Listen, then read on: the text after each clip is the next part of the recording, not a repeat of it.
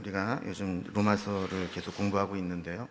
이 로마서를 보더라도 이 바울은 무척 논리적인 사람입니다. 그가 쓴 서신서들은 즉흥적으로 막 생각난다고 막 쓴 편지가 아닙니다. 무척이나 고민하고 또 깊이 있게 묵상하고 정리해서 매우 논리적으로 또 체계적으로 쓴 편지입니다.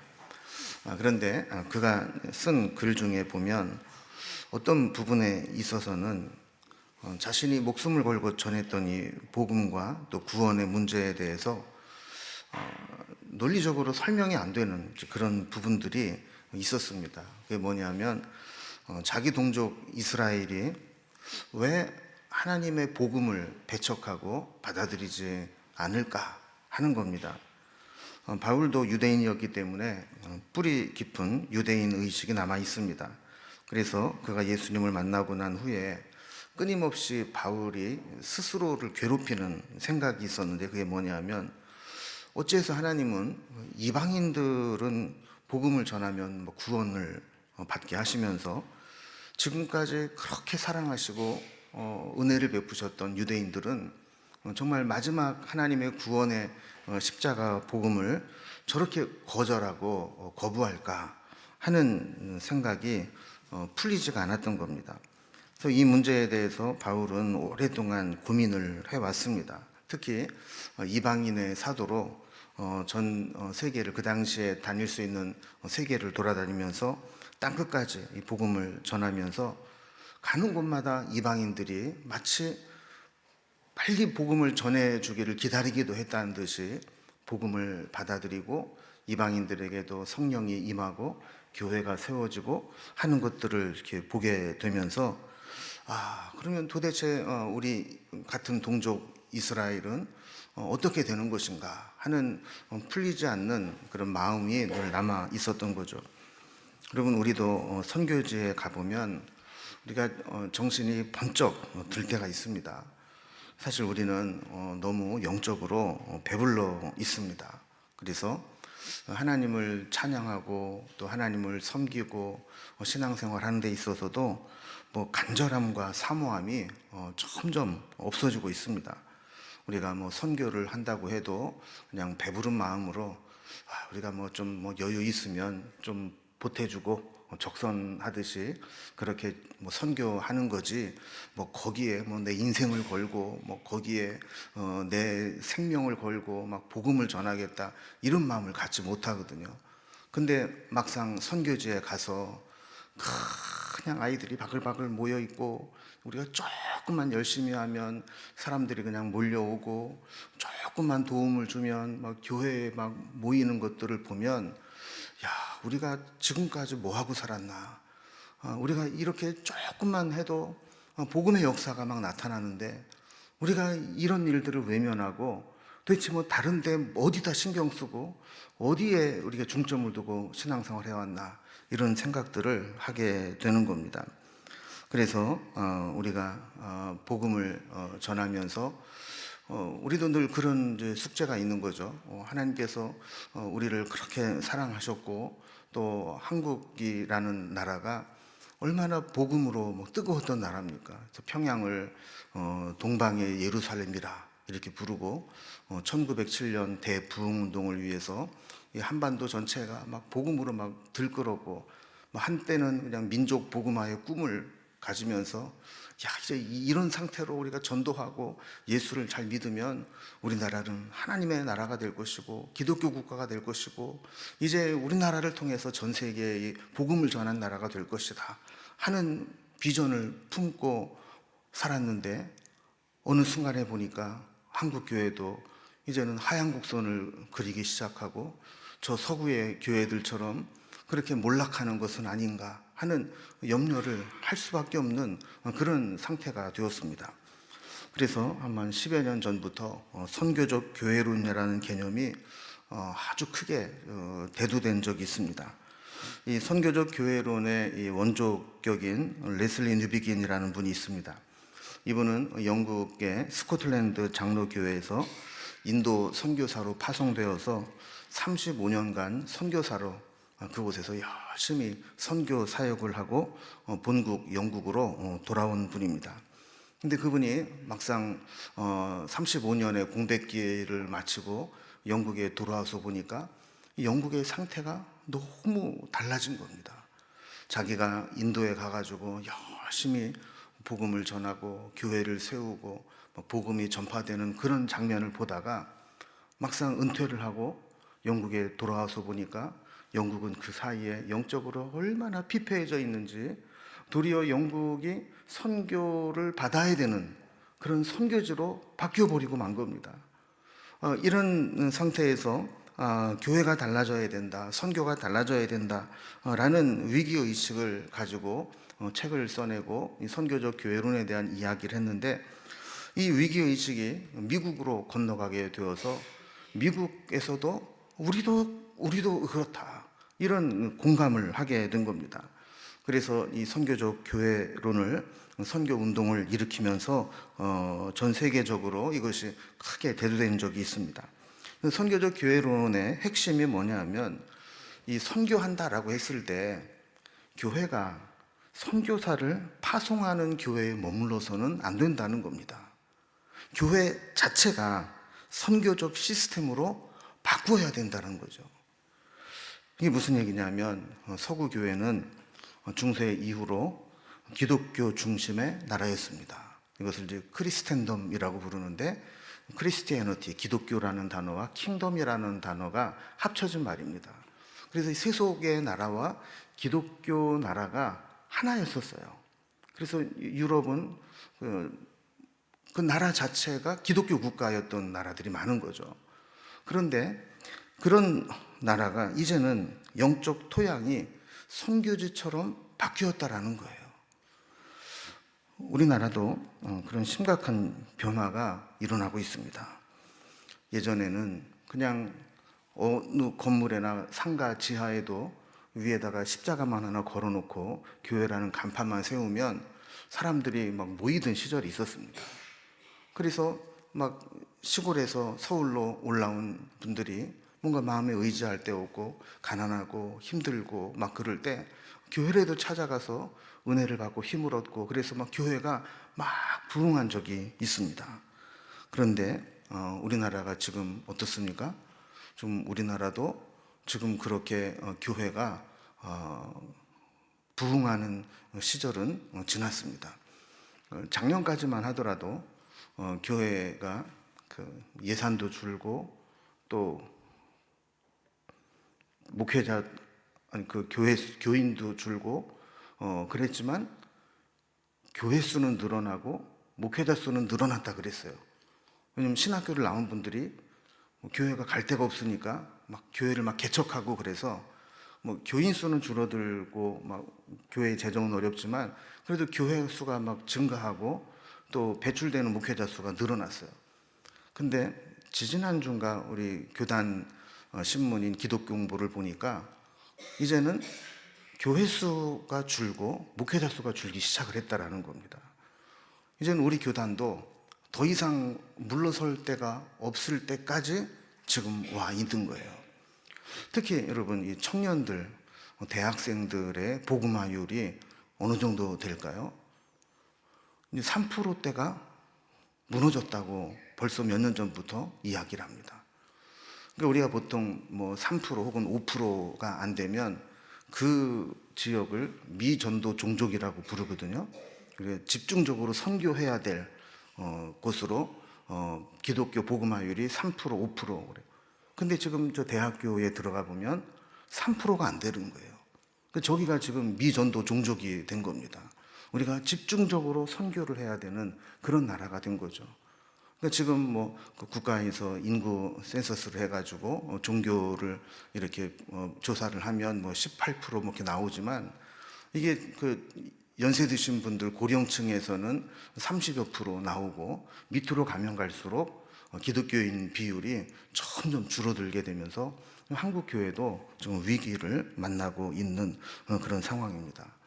여러분, 그렇게 우리가 본다면 지금 이 교회는 어떻게 해야 되는가? 옛날에 그냥 교회만 세워놓으면 사람들이 막 몰려올 때 그런 생각으로 교회를 섬기면 교회가 앞으로 가능성이 있는가?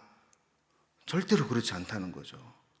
지금 토양이 너무나도 척박해졌고 예수 믿는 사람들이 줄어들고 있고 저출산으로 인구는 줄어들고 밑으로 갈수록 복음화율은 점점 떨어지고 이런 상태로 그냥 세월이 흘러가게 되면 대부분의 교회들은 다 고사당하는, 다 침체하고 말라 죽는 그런 현상을 직면하게 될 거라는 거예요. 그럼 교회는 어떻게 바뀌어야 되는가?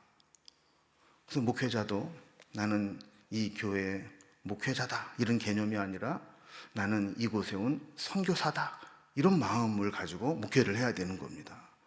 그리고 여러분들도 나는 지금 이 지역에 평신도 선교사로 파송받아 온 사람이다. 그래서 지역 주민들을 만나거나 이웃을 만날 때 저 사람에게 내가 어떻게 하든지 복음을 전하고 내가 저 사람에게 예수님을 전하는 그런 삶을 살아야 되겠다. 이렇게 바뀌지 않으면 이제 교회는 가능성이 없어진다는 겁니다. 이러한 개념이 바로 선교적 교회론이다 하는 겁니다. 그래서 우리도 좀 방심할 수 없죠. 아직까지는 남은 여력을 가지고 그래도 좀 마지막 힘을 불살라서 전도하는 교회, 선교하는 교회가 되자. 그래서 우리도 뭐 100주년 기념 사업으로 뭐 교회도 해외에 막 짓고 거기에 막 꿈을 가지고 막 하고 있지만 만약에 우리가 이 선교적 교회론으로서의 비전을 품지 못하고 그냥 남들 가는 대로 흘러가게 된다면 지금은 우리가 뭐 선교한다 그러지만 우리도 어쩌면 몇 년이 지난 후에 외국에서 막 복음이 막 일어나는 곳에서 우리나라로 선교하러 오겠다 하는 사람이 생길 수 있는 거예요. 여러분, 우리 그 시찰에서 연합으로 그 선교를 돕는 나라가 어딘지 아십니까? 영국이에요. 우리가 볼 때는 영국이 무슨 선교사가 필요해, 영국에 무슨 복음이 필요해 이럴지 모르지만 지금 영국 교회가 다 죽어가고 있습니다. 옛날에 그 흥왕했던 여러분 영국 그러면 스코틀랜드 장로교 있죠. 또 감리교의 창시자가 요한 웨슬레가 영국 사람이죠. 또 거기에 또 영국 성공회가 있죠. 기독교 국가인데 지금 다 지금 망해가고 있습니다. 그래서 교회가 막 그 부동산에 막 나오는 거예요. 이 교회를 유지를 못 해가지고 교회가 파산하고 막 팔리면 여기를 제일 먼저 사는 데가 이슬람 사람들이 와서 이슬람 회당으로 막 고쳐 쓰고 아니면 술집으로 막 만드는 겁니다. 그래서 자리마다 좀 가격 차이가 난대요. 강대상을 테이블 갖다 놓고 여긴 조금 비싸고 또 뭐 성가대석은 또 얼마고 뭐 이렇게 해가지고 한다는 거예요. 그래서 이 그나마 그 한 지역에서 이 복음을 지키겠다고 막 하면서 우리 교단에서 선교사를 파송하고 그래서 그 협력을 해서 지금 영국의 한 지역이라도 복음의 불씨를 살려보겠다 하는 게 지금 영국의 현실입니다. 그럼 우리나라는 그렇게 되지 말라는 법이 있을까요? 우리나라도 대책을 세우지 않고 그 복음으로 바뀌지 않으면 그렇게 되지 말라는 법이 없어요. 무서운 거는 이 영국의 교회가 쇠락하는 속도보다 우리 한국 기독교가 쇠락하는 속도가 3배 빠르대요. 그러니까 아직까지는 그래도 우리 연세 드신 장로님, 권사님, 집사님들이 지켜주니까 한국 교회는 버티는 것처럼 보이지만 그분들이 다 나가고 나면 다 천국으로 위치 이동을 하시고 나면 여기는 어떻게 되느냐 하는 거죠. 그래서 이 바울도 그런 고민을 하고 있는 겁니다. 그러면 우리도 만약에 막 선교한다, 막 힘을 내가지고 막 다녔는데 정작 우리 교회는 막 텅텅 비고 사람은 없고 막 이렇게 되면 야, 그럼 우리는 뭐야? 이런 생각이 들 거 아니에요. 바울도 마찬가지죠. 바울도 복음을 들고 막 다니면서 복음을 전해서 이방인들은 교회를 막 세웠는데 막상 예루살렘에 돌아와서 보니까 이스라엘 백성들, 유대인들은 복음을 다 배척하고 있고 아주 영적으로 척박한 곳이 되어버리고 말았던 겁니다. 그래서 바울은 늘 그런 고민을 하는 거죠. 그러면 하나님이 우리 이스라엘 민족, 유대인들은 정말 버리신 건가? 그러면 아니면 하나님이 어떤 계획을 가지고 계신다면 언제쯤 하나님께서 우리 이스라엘 백성들을 구원하실 건가 하는 그런 마음을 가지고 있었던 거죠.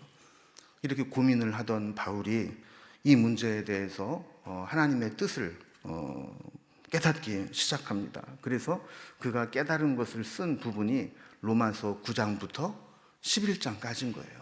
그래서 우리가 지금 몇 주에 걸쳐서 로마서 9장부터 시작해서 공부를 해서 11장까지 왔는데, 오늘은 그 문제에 대한 결론입니다. 마지막 부분입니다. 그래서 25절에 보면 바울이 이렇게 시작합니다. 형제들아, 너희가 스스로 지혜 있다 하면서 이 신비를 너희가 모르기를 내가 원하지 아니하노니. 그랬어요. 여러분, 너희가 스스로 지혜 있다 하면서 이게 무슨 뜻이에요? 야, 니들 똑똑한 척은 다 하고 있지만 정작 알아야 될 신비에 대해서는 모르고 있다는 겁니다. 여러분, 이 세상에는 정말 자기 꾀에 자기가 넘어가는 사람이 많습니다. 스스로를 무척 똑똑하다고 생각하는데 정말 교만한 마음이 그 생각의 틀을 가로막아서 정작 보아야 될 것을 보지 못하고 정말 알아야 될 것을 알지 못하는 경우들이 많이 있다는 거예요. 그래서 그게 뭐냐 하면 대표적인 게 이 신비입니다. 신비. 근데 이 신비를 예전 번역에는 그 비밀이라고 번역을 해놨어요. 그럼 비밀은 뭡니까? 아직 공개되지 않고 알려지지 않은 몇 사람만 알고 있는 것이 이제 비밀입니다. 근데 그것을 만약에 내가 누군가에게 이야기를 했다면 그 비밀을 알고 있는 사람과 그것을 들은 소수만 알고 있는 거죠. 비밀과 신비는 같은 것처럼 보이지만 또 다른 의미가 있습니다. 예를 들어서 비밀은 감추어져 있고 보여주지 않고 말해주지 않아서 모르는 것을 비밀이라고 합니다. 그러니까 저나 또 저만 알고 있는 어떤 사실을 가지고 여러분들에게 제가 이야기를 안 하면 여러분들이 알아요, 몰라요? 모르죠. 이걸 비밀이라고 하는 거예요. 신비는 뭐냐? 신비는 눈앞에 이미 펼쳐져 있긴 하지만 그것을 볼 줄 아는 눈이 없어요. 분별력이 없고 그것을 보는 눈이 감겨져 있기 때문에 앞에 있지만 보지 못하는 거예요. 그래서 우리가 이런 경우는 뭔가 눈이 막 뜨이고 영적인 분별력이 생기게 될 때 비로소 깨닫게 되는 거죠. 그래서 바울은 이 신비, 이 비밀을 뭐라고 얘기하느냐 하면 지금 이방인과 이스라엘 백성의 구원의 문제가 하나님의 신비함, 하나님의 비밀인데 그거를 너희가 알지 못하기를 원치 않는다.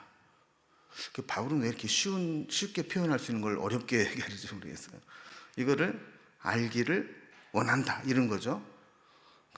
하나님의 계획, 하나님의 그 비밀, 하나님의 우리가 알지 못하는 신비로운 그 비밀을 알기를 원한다 하는 거예요. 그래서 그 비밀이 뭐냐? 25절 뒤에 보면 이 신비는 이방인의 충만한 수가 들어오기까지 이스라엘의 더러는 우둔하게 된 것이라 그랬어요. 이방인에게도 구원의 문이 열리도록 하기 위해서 하나님께서 이스라엘의 일부분을 우둔하게 하셨다 하는 겁니다. 그럼 언제까지 이스라엘에게 우둔하게 해서 이 구원의 비밀을 모르고 구원을 배척하게 할까? 그것은 이방인의 충만한 수가 들어올 때까지. 우리 지난주에 나눈 얘기를 설명을 하면 또 처음 듣는 것처럼 또 반응을 하시겠지만 바울이 생각했던 하나님의 구원의 방법과 하나님이 생각했던 구원의 방법은 달랐습니다. 그죠? 바울이 생각했던 구원의 방법은 뭐였어요?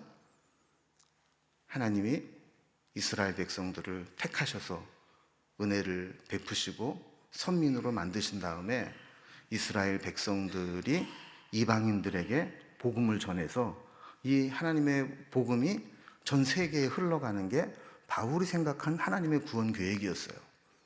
그런데 하나님의 구원 계획은 달랐다는 거죠. 하나님께서 이스라엘 백성들에게 먼저 택하시고 은혜를 베푸셨는데 이들이 하나님의 그 계획을 깨닫지 못한 겁니다. 그래서 하나님은 이 구원을 누구에게로 옮기셨다는 겁니까? 이방인에게 옮기셨다는 거예요. 그러면 이것을 보고 이스라엘 백성들이 어떤 마음이 든다고요? 시기하는 마음. 야, 우리가 생각할 때 저 개만도 못한 이방인, 지옥에 가면 불쏘시개로밖에 못 쓰는 이방인인 줄 알았는데 하나님이 그 이방인들에게도 구원의 문을 열으시고 은혜를 베푸시네? 그러면 우리도 그걸 빼앗기면 안 되지. 그렇게 해서 이방인들에게 복음을 막 흥왕하게 만드신 다음에 이스라엘 백성들이 그거를 보고 그들도 복음을 받아들이게 하는 거. 그게 하나님의 계획이었다 하는 겁니다. 그래서 하나님이 일하시는 이 방법을 보면 이게 한쪽을 막으시면 하나님이 다른 쪽을 열어놓으시는 것들을 보게 되는 거죠. 이방인들이 막혀 있을 때 이스라엘이 막혀 있을 때 우리는 왜 하나님의 백성이었던 이스라엘이 막혀 있는가 여기에만 관심을 갖고 있지만 하나님은 그들을 막으심으로 인해서 이방인에게 향한 하나님의 구원의 계획이 열리게 되었다라는 것을 바울이 깨닫게 된 겁니다. 그래서 여러분 우리도 마찬가지죠. 우리가 열심히 기도하고 하나님 뜻을 구하는데 뭔가 자꾸 막힌 것 같다. 그럼 하나님께서는 다른 길을 열어놓으실 수도 있다라는 겁니다. 내가 구하고 내가 기도한 것이 막혔다고 해서 하나님이 막히신 게 아닙니다. 하나님은 내가 알지 못하는 다른 길을 열어놓으시고 그것으로 역사하실 수가 있다는 거예요. 그래서 하나님은 이방인들이 하나님이 생각하시는 충분한 숫자까지 구원을 받게 하시고 나서는 이제 그것을 이스라엘의 구원으로 이끌어 오시겠다라는 겁니다. 그러니까 이스라엘이 우둔해지고 복음을 거부한 것은 영원한 형벌이 아니고 일시적인, 제한적인, 한정적인 현상이라는 거예요. 그래서 26절을 보면 그리하여 온 이스라엘이 구원을 받으리라 그랬습니다. 그러니까 하나님은 이방인을 구원하기 위해서 택하신 이스라엘 백성을 영원히 희생시키거나 버리지는 않으신다는 거예요. 때가 되면 온 이스라엘이 다 구원받게 될 날이 오게 하시는 것, 이것이 하나님의 계획이라는 겁니다. 그래서 이사야서의 말씀을 인용하면서 26절 중간부터 27절에 보면 이런 말씀을 인용합니다. 구원자가 시온에서 오사 야곱에게서 경건하지 않은 것들을 돌이키시겠고 내가 그들의 죄를 없이 할 때에 그들에게 이루어질 내 언약이 이것이라 함과 같으니라 그랬습니다.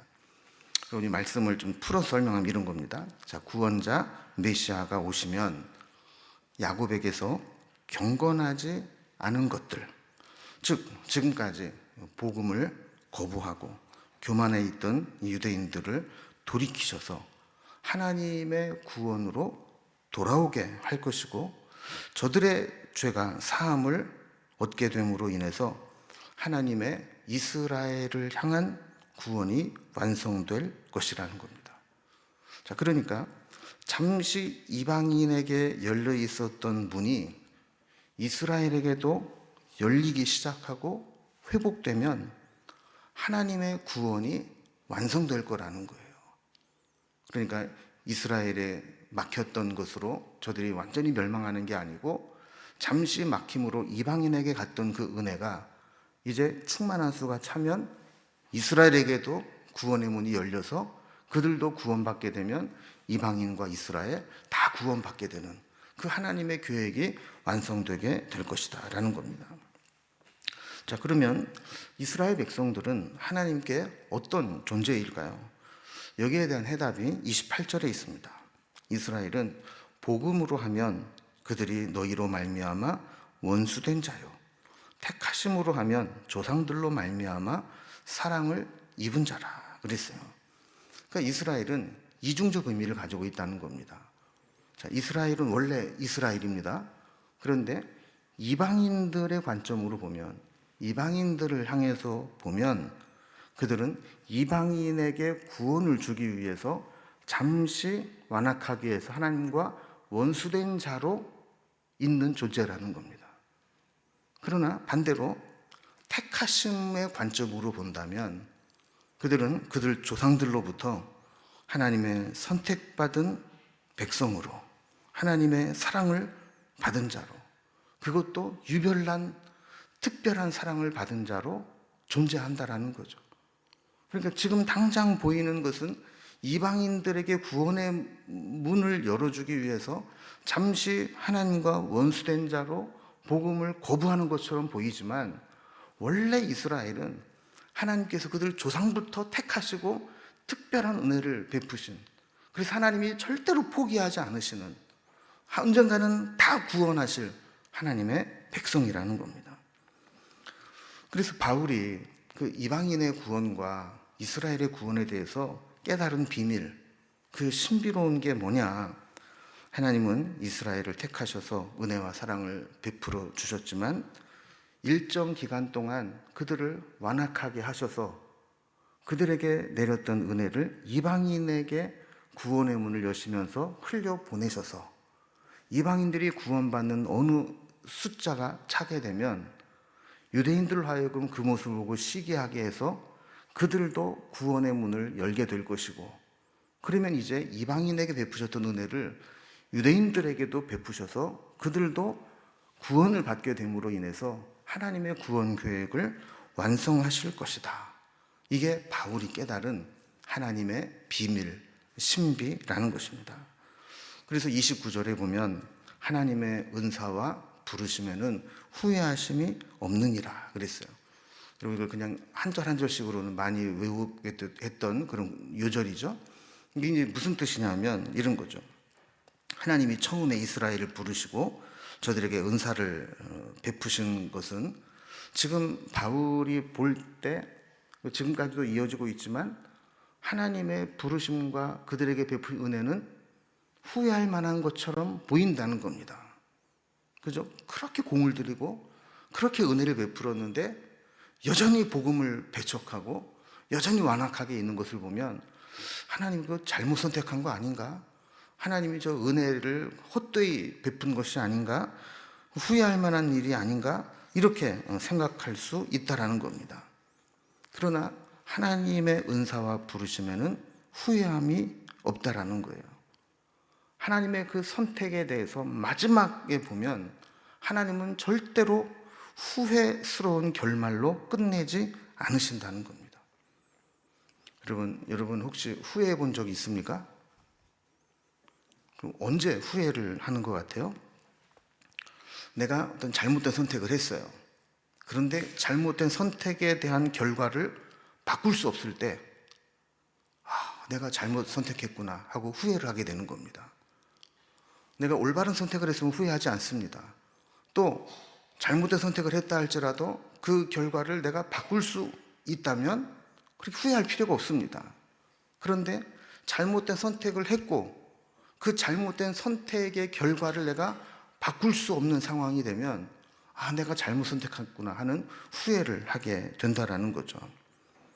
그런데 하나님은 지금 우리가 볼 때는 하나님이 이게 잘못하신 거 아닌가? 하나님이 후회하실 만한 일이 아닌가 싶은 것도 이미 결과를 다 알고 그 결과를 향해 나아가는 과정이라는 겁니다.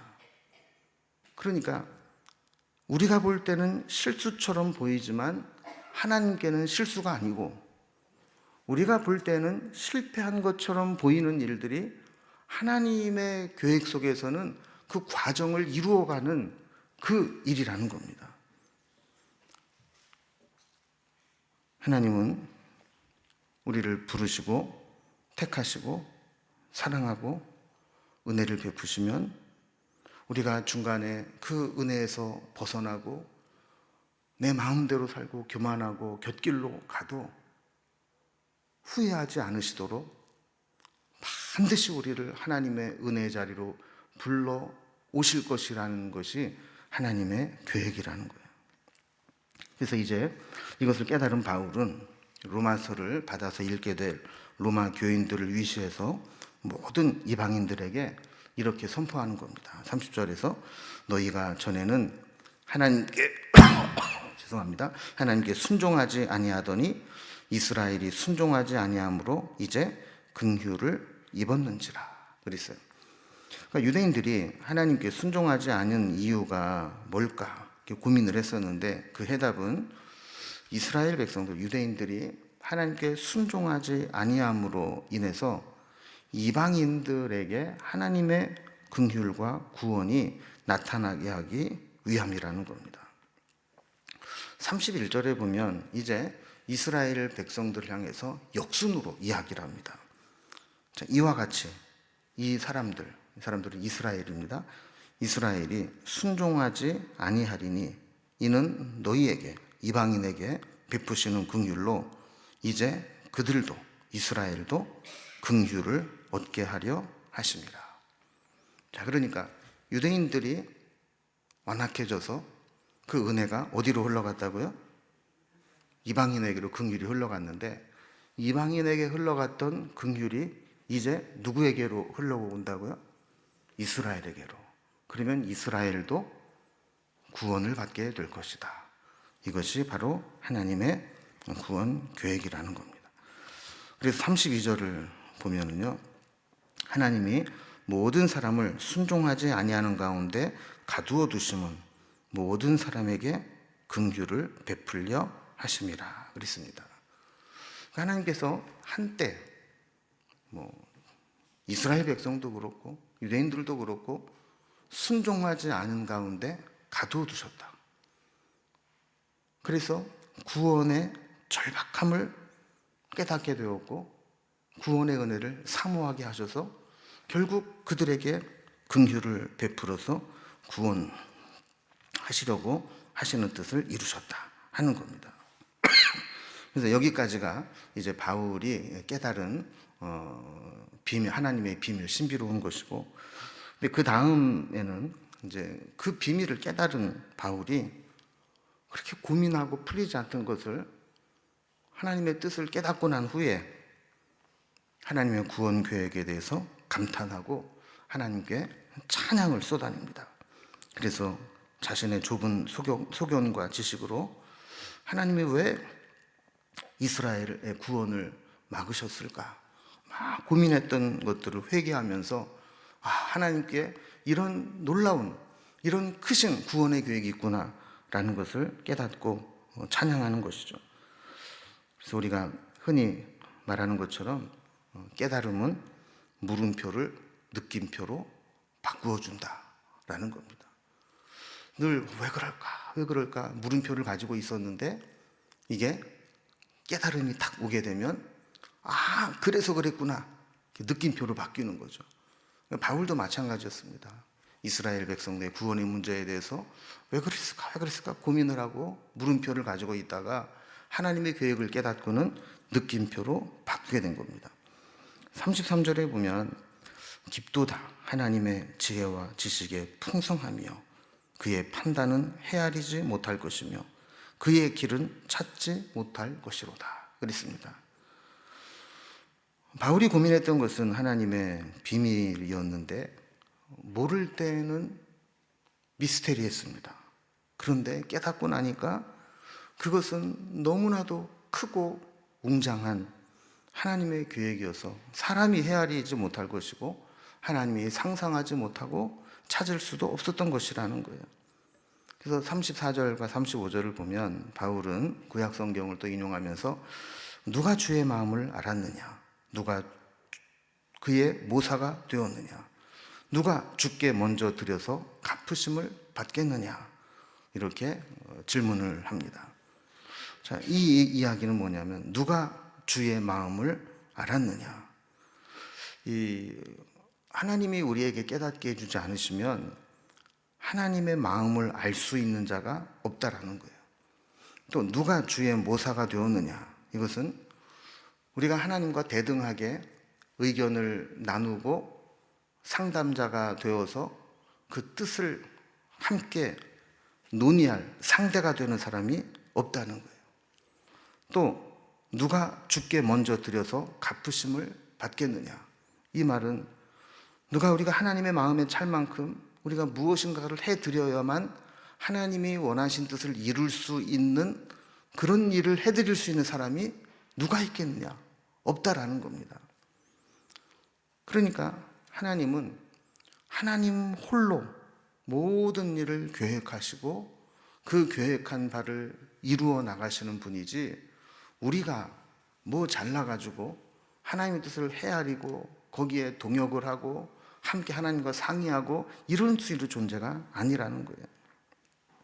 우리는 그저 하나님이 하신 크고 놀라운 일을 찬양할 뿐이라는 겁니다. 그래서 바울은 9장에서 11장까지 이런 자기의 동족 이스라엘의 구원의 문제에 대해서 고민을 하고 하나님의 구원 계획을 깨달은 후에 이제 36절에서 마지막으로 이렇게 결론을 내립니다. 이는 만물이 주에게서 나오고 주로 말미암고 주에게로 돌아갑니다. 그에게 영광이 세세에 있을지어다. 아멘. 여러분, 이스라엘의 구원의 문제뿐만 아니라 사실 우리의 모든 인생의 문제가 다 주님으로부터 왔고 주님을 통해 또 주님과 함께 있다가 주님께 돌아가는 것입니다. 이것을 깨달은 자는 그에게 영광이 세세에 있을지어다라는 찬송뿐입니다. 여러분, 우리도 우리 인생을 마무리할 때 내 인생의 처음부터 모든 과정, 그리고 마지막 주님께 돌아갈 때까지 내 인생을 통해서 하나님께 영광을 받으심이 마땅하고 그런 인생을 살아가는 것이 우리의 인생이 되어야 될 줄로 믿습니다. 우리가 그 과정 속에서는 방황도 할 수 있고 고민도 할 수 있고 갈등의 시간을 보낼 수도 있습니다. 그러나 우리에게 마음의 소원을 좀 품어봅시다. 내가 부족해서 그 과정에는 이렇게 문제도 있고 어려움도 있지만 마지막에는 찬양으로 끝나는 인생이 되게 해 주옵소서. 마지막에는 모든 것이 주께로부터 왔고 주님의 뜻을 이루셨고 나는 주님께 영광 돌리는 삶을 살았습니다. 내가 지금은 그 과정 중에서는 이해하지 못하고 깨닫지 못한 것이 있다 할지라도 주님 앞에 서게 될 때 이 하나님의 계획들을 깨닫고 난 이후에는 하나님 그러셨군요. 그래서 나에게 이런 길로 인도하셨군요. 이런 과정을 통해서 하나님의 뜻을 나를 통해 이루셨군요. 이렇게 고백할 수 있는 저와 여러분이 될 수 있기를 주님의 이름으로 기원합니다.